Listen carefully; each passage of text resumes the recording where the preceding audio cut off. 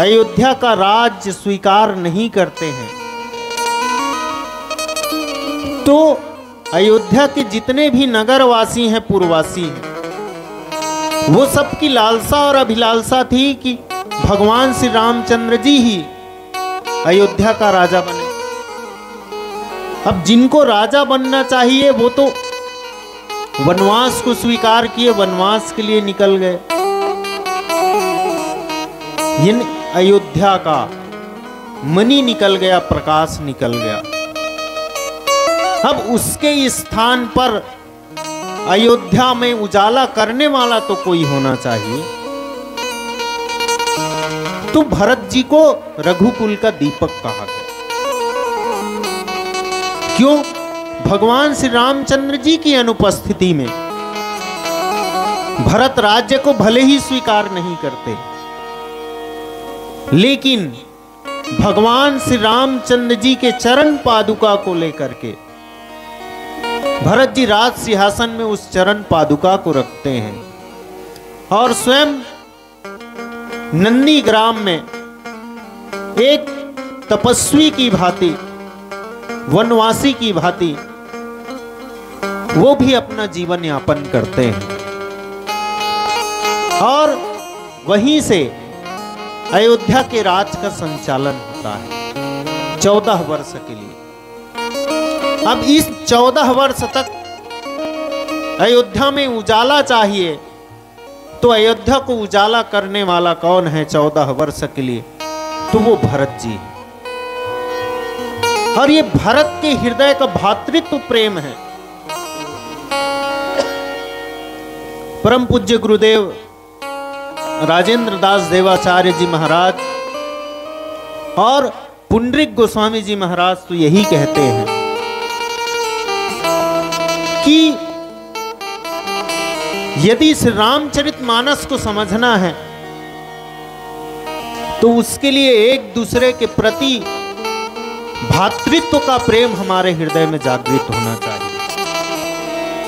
प्रत्येक व्यक्ति हमारे नजर में भाई होना चाहिए, और जब तक हम एक दूसरे को भाई की नजर से नहीं देखेंगे तब तक श्री रामचरितमानस समझ में आने वाला नहीं है, ना ही प्रभु श्री रामचंद्र जी का जीवन चरित्र समझ आने वाला है, ना भरत जी के जीवन का जीवन चरित्र समझ आने वाला है। इसके लिए भाई और भाई में कैसा प्रेम होना चाहिए? तो भातृत्व प्रेम भरत के हृदय में जो है, वो प्रेम हम सबके हृदय में यदि हो जाए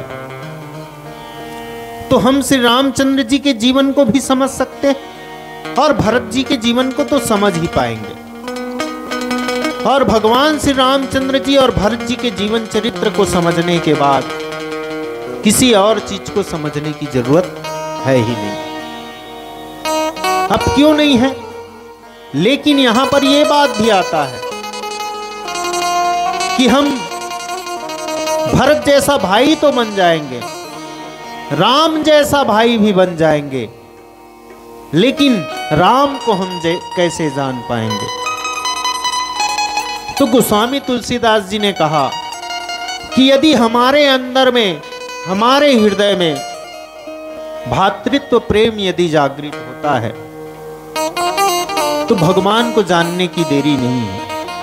यदि किसी के हृदय में भातृत्व प्रेम आता है तो उसको भगवान खुद जन्मा देते हैं। सो जानई जेहु देहु जनाई, जानई तुम्हें हो जाए।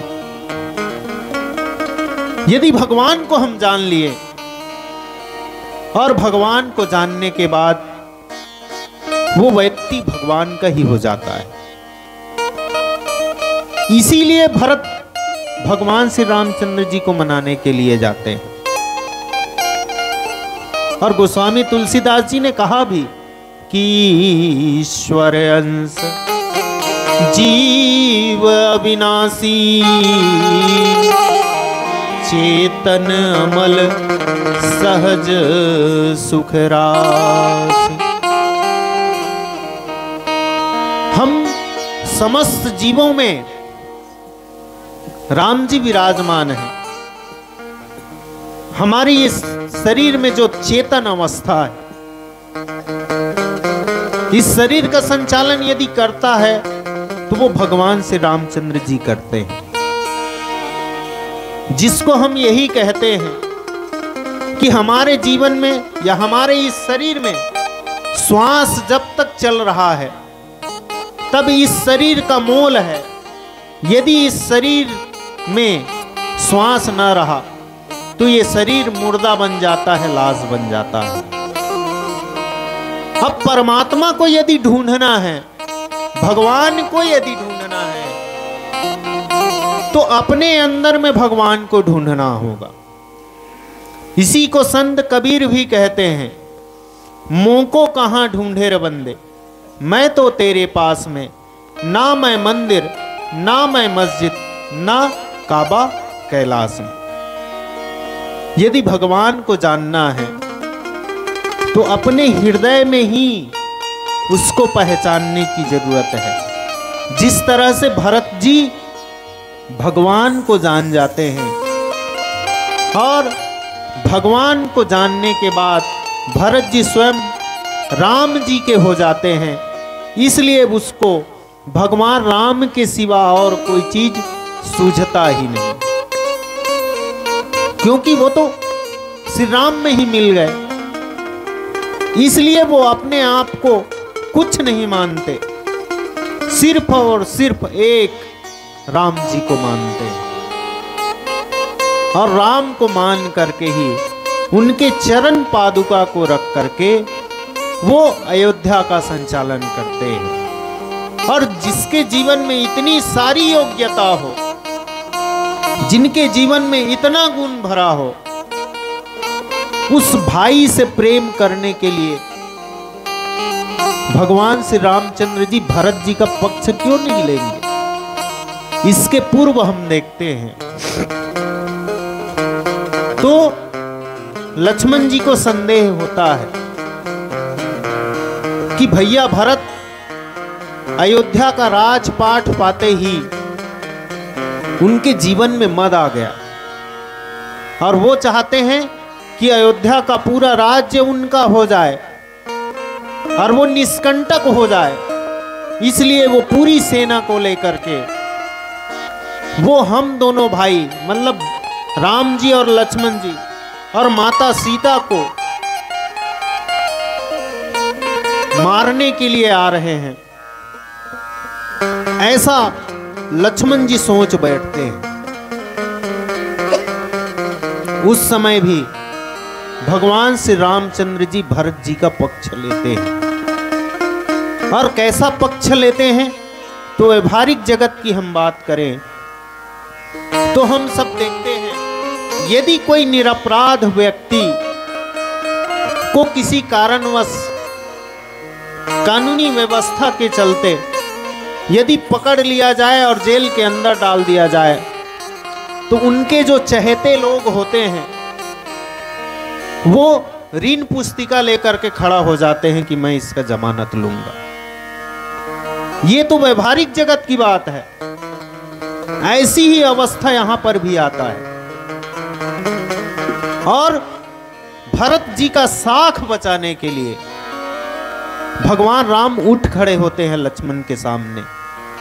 लक्ष्मण तुम भरत के जीवन चरित्र को नहीं समझ सकते और उनसे ये भी कहते हैं कि लक्ष्मण तुम कहते हो भरत जी को राजमद हो गया है, ये मैं किसी भी अवस्था में स्वीकार नहीं सकता। भरत ही होई न राज मधु विधि हरिहर पद पाई, कबहू की कांजी सी करनी क्षीर सिंधु बिनसाई।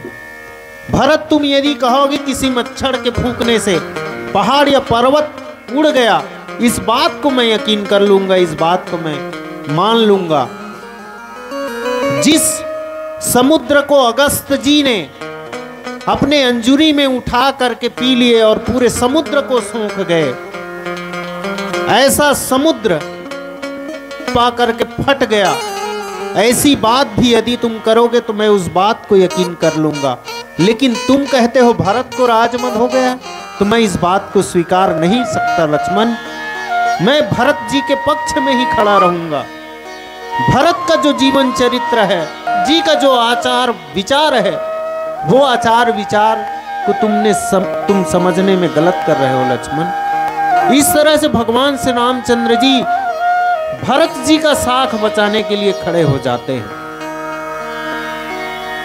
इसी कारण गोस्वामी तुलसीदास जी भरत जी को प्रेम मूर्ति कहते हैं, जिसके रग रग में प्रेम बसा हो, और वो भी किसके लिए?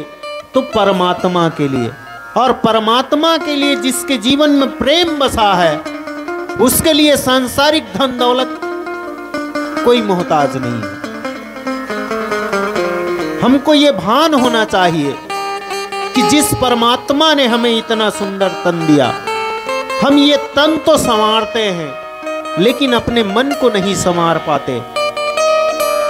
जिस तरह से भरत जी ने अपने मन को संवारा, प्रभु के चरण कमलों में प्रेम अनुरागी बना, ठीक उसी तरह हम भी यदि भगवान के चरण कमल का अनुरागी बने, सांसारिक जो चीजें हैं वो चीजें तो छूटने वाली है। यहां तक ये जो शरीर मिला हुआ है, ये शरीर भी ना जाने किस पल किस क्षण मिट जाएगा, उसका भी कोई ठिकाना नहीं। क्षिति जल पावक गगन समीरा, पंच रचित यह अधम शरीरा। ये शरीर तो अधम है। हमें शरीर की सुंदरता को ध्यान न दे करके अपने अंतःकरण को शुद्ध रखना चाहिए। अंतःकरण को शुद्ध रख के प्रभु के चरण कमल का अनुरागी बने, प्रेमी बने। ये मन चंचल है, और चंचल मन के कारण ही व्यक्ति किसी व्यक्ति के झांसे में आ जाता है, संसारिक मोह माया प्रपंच में पड़ जाता है। लेकिन यहाँ पर भगवान श्री रामचंद्र जी और भरत जी मिलते हैं तो मन, बुद्धि, चित्त और अहंकार, ये चारों चीजों को छोड़ करके आपस में मिलते हैं।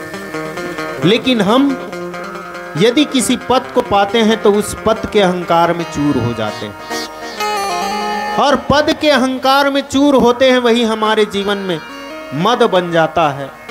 और मद जब बनता है तो लोभ लालसा बढ़ता जाता है, और इसी कारण हम भगवान से दूर होते जाते हैं। साधन तो अनेकों जुटा लेते हैं, लेकिन भगवान के चरण कमलों में हमारा प्रेम और अनुराग नहीं बन पाता है, क्योंकि हम इन्हीं सब वस्तुओं को अपना मान बैठते हैं। बल्कि हमें अपना मानना क्या चाहिए, तो इस बात को भी हम देखें तो श्री रामचरितमानस में ही महाराज मनु और माता शत्रुपा के जीवन की बात याद आती है। महाराज मनु और माता शत्रुपा भी जब वो राज्य का संचालन कर रहे होते हैं, एक दिन उनके मन में विचार आता है। और मन में विचार आता कैसा है कि मैं निश्चल राज्य चला तो रहा हूं, भगवान की भक्ति भी कर रहा हूं, लेकिन मैंने आज तक जितना समय भगवान को देना चाहिए वो समय ना तो भगवान को दिया, ना भगवान को मैं पाया। लेकिन मुझे भगवान को पाना चाहिए, भगवान के लिए जीवन में प्रेम होना चाहिए। तो वो अपना पूरा राज अपने बेटे को जबरदस्ती दे करके नैमिषारण्य चले जाते हैं। किस लिए जाते हैं? सिर्फ और सिर्फ भगवान की भक्ति करने के लिए। क्या महाराज मनु और माता शत्रुपा के जीवन में किसी चीज की कमी रही होगी? नहीं। धन धान्य से संपन्न राज्य था, उसके समस्त प्रजा सुखी थे, राजा सुखी थे, किसी को किसी भी प्रकार की तकलीफ नहीं थी। फिर भी उन्होंने भगवान के चरण कमल में अनुराग बढ़ाने के लिए, भगवान को पाने के लिए वो अपना राज अपने पुत्र को जबरदस्ती दे करके निकल जाते हैं। ऐसा ही प्रेम हमारे जीवन में भी होना चाहिए। हम इस पंच तत्व की महत्ता देते हैं। यह तन कोई काम आने वाला नहीं है, लेकिन इसी तन को हम संवारते रह जाते हैं। मन को संवारो तो निसंदेह ये जीवन संवर जाएगा। मन में जितनी भी तरंगे हैं उन सब तरंगों को मार लो, और उन तरंगों को मारकर सिर्फ और सिर्फ भगवान के चरण कमल का अनुरागी बने। तभी तो कबीर जी ने यह भी कहा, मन की तरंग मार लो बस हो गया भजन, आदत बुरी सुधार लो बस हो गया भजन। मन में जितनी भी तरंगे आ रही उन समस्त तरंगों को मार करके सिर्फ और सिर्फ भगवान के चरण कमल का हम अनुरागी बने। भगवान को पाने की लालसा रखें, भगवान को पाने की चाहत रखें, तो निसंदेह हमें भी हमारे जीवन में भगवान की प्राप्ति होगी। जिस तरह से भरत जी और भगवान मिलते हैं, ऐसे ही हमें कभी न कभी भगवान मिलेंगे ही मिलेंगे। इस बात को श्री रामचरितमानस हमको बतलाता है, सिखलाता है। आइए, यदि समय हो तो एक भजन के पश्चात